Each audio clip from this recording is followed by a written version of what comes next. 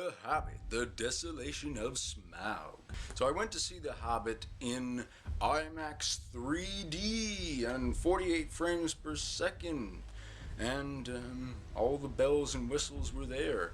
So nothing should have hindered my experience in it. Since this is a book that is transformed into a trilogy of movies, I mean, is gonna have a lot added to it. Now normally movies have a problem with being too short. Now this has a problem with being too long. That's the main thing I've noticed with the Hobbit movies thus far.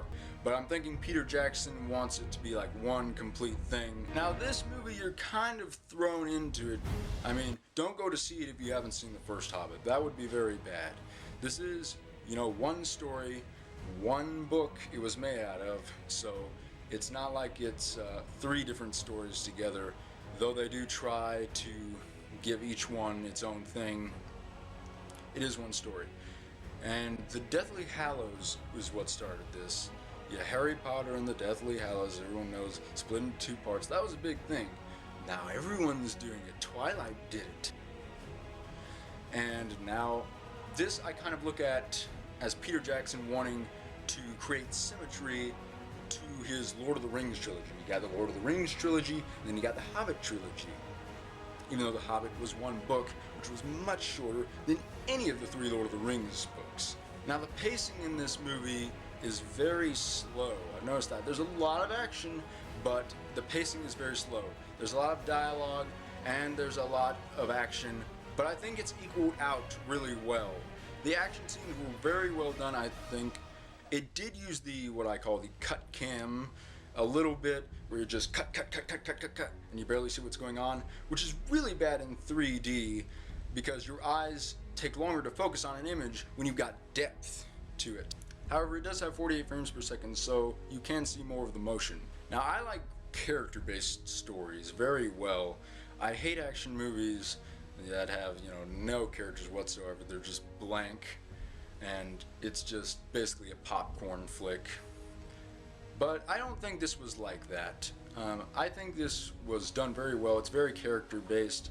Comes from a very good book, very good series. The world of Middle-earth is very fascinating.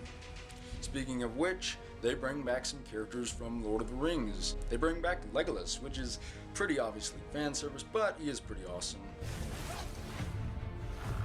Do not think I won't kill you, dwarf. There's also a new character, brand new. Her name is Tauriel, and she's played by Evangeline Lilly. When did we allow evil to become stronger than us? All the Gandalf scenes are epic. Now the first part of this trilogy was building up to the appearance of Gollum. Awesome character. Everyone knows Gollum from Lord of the Rings. He is freaking awesome, and he's awesome in the first part of The Hobbit. Now this one didn't have that, so they basically used Smaug. I noticed in the trailers they were using Smaug. This was the build up to Smaug now. And it is worth it. Smaug is epic. He's got an epic voice. So Smaug is epic, but they really drag on this movie. I have to make note of that. The first movie I could see the slow pacing because it was exposition. And that worked really well for the first part, I thought. Some people didn't like it, but I thought it was really nice setup. But in this one, I expected it to be more fast-paced. We're going along here. It should be a lot more fast-paced, but trying to split it into 3 movies, maybe if it were 2, it would work. But Peter wants it to be a trilogy. He wants it to be symmetrical to Lord of the Rings, so we have to really drag this thing out. And the Smaug scenes were awesome, but after a while, it gets a little tiring. The ring scenes were awesome. I love the invisible cam. But I like the lighthearted nature of The Hobbit. I like that it's, a little more comedic than Lord of the Rings, not so dark.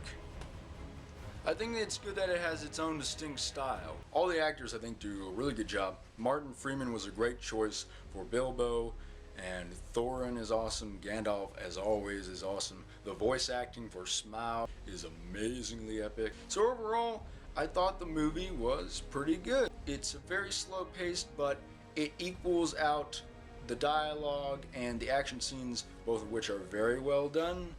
And it's got good characters, good acting, pretty epic scenes. Even some of the added scenes are pretty epic. And I enjoyed it quite a lot. And I'm excited for the third one.